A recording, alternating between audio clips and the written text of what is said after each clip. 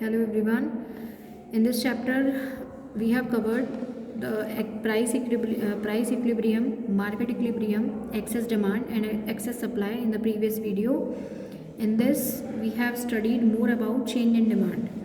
हम लोगों ने change in demand, law of demand में भी पढ़ा था कि change in demand and change in quantity demand. तो चेंज इन डिमांड क्या होता है, या ये एक शिफ्ट्स होती हैं जो डिमांड कर्व में होती हैं due to change in any factor that were constant under the law of demand. जो लॉ ऑफ डिमांड में कांस्टेंट रहते थे factors like change in technology, change in tax, right, change in substitute good, change in complementary good, वो सारे factors के कारण अगर demand में कोई चेंजेस आते हैं that is called change in demand. तो डिमांड जब चेंज होती है तो दो तरीके से ही डिमांड चेंज हो सकती है ऑब्वियसली, या तो इंक्रीज़ होगी या फिर डिक्रीज़ होगी. तो increase in demand means when there is an increase in demand which leads to rightward shift. जब आपका डिमांड इंक्रीज होता है तो आपका डिमांड कर्व कहाँ शिफ्ट हो जाता है, राइटवर्ड में. ये हम सभी लोगों को पता है. But here we are talking about market. हम किसके बारे में बात कर रहे हैं, मार्केट के बारे में बात कर रहे हैं. तो मार्केट इक्विलिब्रियम कब होता है, जब आपकी डिमांड और सप्लाई दोनों ही हम साथ लेकर चलते हैं. तो देखिए, this is the graph of increase in demand. देखिए यहाँ पर आपकी डिमांड इंक्रीज हो रही है तो ये डिमांड कर्व हो गया, ये आपका सप्लाई कर्व हो गया. जब डिमांड इंक्रीज हुई तो we have to shift it to the right. हमने उसको कहाँ शिफ्ट किया, राइट में शिफ्ट किया, फ्रॉम डी टू D1. अब जब हमने राइट में शिफ्ट किया तो देखिए इसका ग्राफ कैसे बनता है, प्राइस इंक्रीज हुए, डिमांड भी इंक्रीज हो रही है. यहाँ पर जो हमें दिख रहा है वो ये दिख रहा है. तो व्हेन डिमांड इंक्रीजेज, जब आपकी डिमांड क्या हो रही है, इंक्रीजेज हो रही है from DD to D1, it creates an excess demand. इससे क्या हुई, डिमांड एक्सेस हो गई. पहले आपकी डिमांड कम थी, अब आपकी डिमांड ज़्यादा हो गई, तो एक्सेस डिमांड हो गई at old equilibrium price OP. Old equilibrium price है, उस पर आपकी डिमांड क्या हो गई, बहुत ज़्यादा हो गई. अब डिमांड ज़्यादा क्यों है, क्योंकि there is a competition among buyers में कंपटीशन चल रहा है कि अगर तुम ज़्यादा खरीदोगे तो मैं भी तुमसे ज़्यादा खरीदूंगा. विच रेजेज द प्राइस, जिसने क्या किया, प्राइजेस को क्या कर दिया, हाई कर दिया.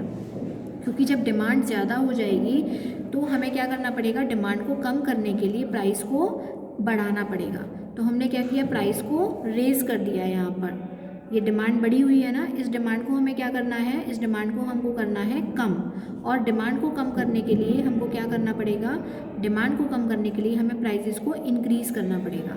सो increase in price leads to rise in supply. जैसे ही हमने प्राइस इंक्रीज़ किए तो डिमांड तो कम हो गई, लेकिन सप्लाई कैसी हो गई, जो आपकी सप्लाई है वो क्या हो गई, राइज हो गई, और डिमांड क्या हो गई, फॉल हो गई. There is increase in price leads to rise in supply and fall in demand. आपकी डिमांड हो गई कम और आपकी सप्लाई हो गई ज़्यादा. These changes continue till new equilibrium is established at point E1. ये चेंजेस तब तक चलते रहेंगे, यानी कि तब तक हम प्राइस बढ़ाएंगे तब तक जब तक कि ये इक्विलिब्रियम पॉइंट पर वापस नहीं आ जाती हैं, जब तक सप्लाई और डिमांड दोनों इक्वल नहीं हो जाती हैं. As there is an increase in demand only, equilibrium price rises from OP to OP1. तो ये जो इक्विलिब्रियम प्राइस था, क्योंकि हमारी क्या हो गई, डिमांड बढ़ी, सिर्फ हमारी डिमांड बढ़ रही है तो उसके कारण आपका OP कहाँ शिफ्ट हो गया, OP1 पर. क्योंकि हमारी डिमांड इंक्रीज़ हुई है तो हमें क्या करना पड़ेगा, डिमांड को कम करने के लिए प्राइस को इंक्रीज़ करना पड़ेगा.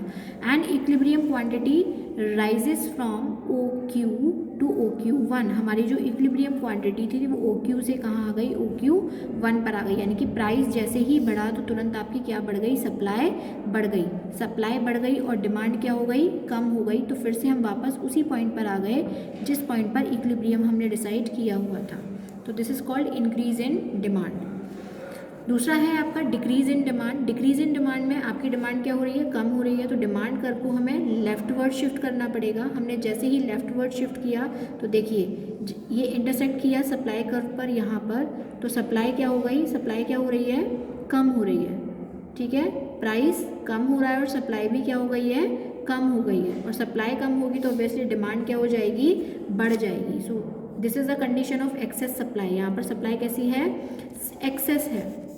When demand decreases from DD to D2, जैसे ही आपकी डिमांड कम हुई एट इक्विलिब्रियम प्राइस OP पर जैसे ही आपकी डिमांड कम हुई, right. This leads to competition among sellers, sellers में क्या हो गया, कंपटीशन हो गया, क्योंकि सप्लाई किसी चीज़ की बहुत ज़्यादा हो जाए मार्केट में तो कंपटीशन हो जाता है सेलर्स में, विच रिड्यूसेस द प्राइस, उसने क्या किया, प्राइजेस को कम कर दिया।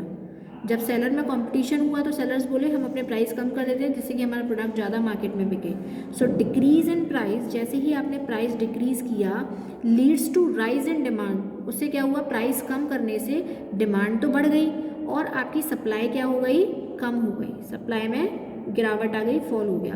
तो ये तब तक हम प्राइस फॉल करेंगे जब तक फॉल करेंगे, क्योंकि हम जब फॉल करेंगे प्राइसेस को तो एक ऐसा पॉइंट आएगा जहाँ पर हम वापस से इसी पॉइंट पर आ जाएंगे, राइट। तो these changes continue till the new equilibrium price is established at E2 and equilibrium price है वो fall from OP to OP2, OP से कहाँ आ गया, OP2 पर आ गया, और quantity falls from OQ to OQ2, right. तो this is called increase in demand and decrease in demand. अब हम बात करते हैं चेंज इन सप्लाई की।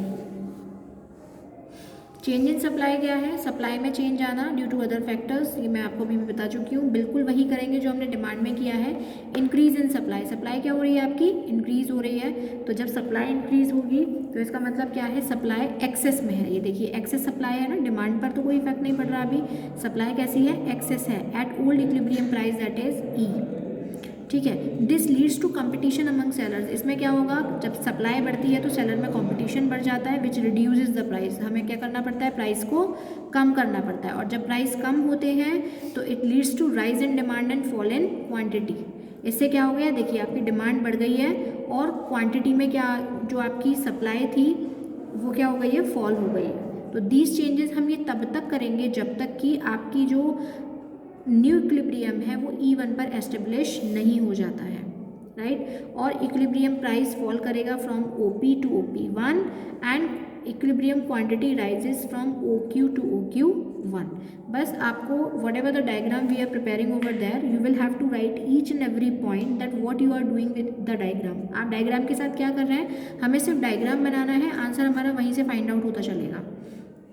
Next is decrease in supply, just इसका हम रिवर्स कर देंगे कि जब आपकी सप्लाई क्या हो रही है, डिक्रीज हो रही है। सप्लाई जब आपकी डिक्रीज होगी तो डिक्रीज में हम लेफ्टवर्ड शिफ्ट करते हैं, तो SS से S2 आ गया, और जब आपकी सप्लाई डिक्रीज हुई तो इसका मतलब कंपटीशन किस में चल रहा है, बायर्स में चल रहा है। बायर्स मतलब हर प्राइस पर सामान ले रहे हैं, तो हमें क्या करना पड़ेगा, प्राइसेस को इंक्रीज़ करना पड़ेगा। हमने प्राइस क्या कर दिए, इंक्रीज़ कर दिए, जिससे कि आपकी जो सप्लाई है उस पर, इससे आपकी सप्लाई क्या हो जाएगी, राइज हो जाएगी, और डिमांड क्या हो जाएगी, फॉल हो जाएगी। हमें डिमांड कम करनी है, डिक्रीज इन सप्लाई है, सप्लाई को क्या करना है, इंक्रीज़ करना है, और जब भी सप्लाई इंक्रीज होती है तो डिमांड क्या हो जाती है, डिक्रीज हो जाती है।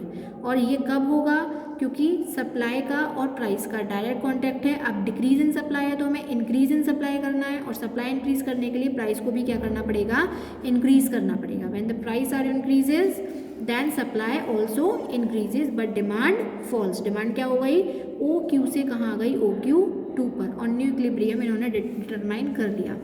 बाकी के आगे आपके प्रैक्टिकल क्वेश्चंस हैं, practical question in the sense this you will have to try at your home, कि decrease in demand is equal to decrease in supply.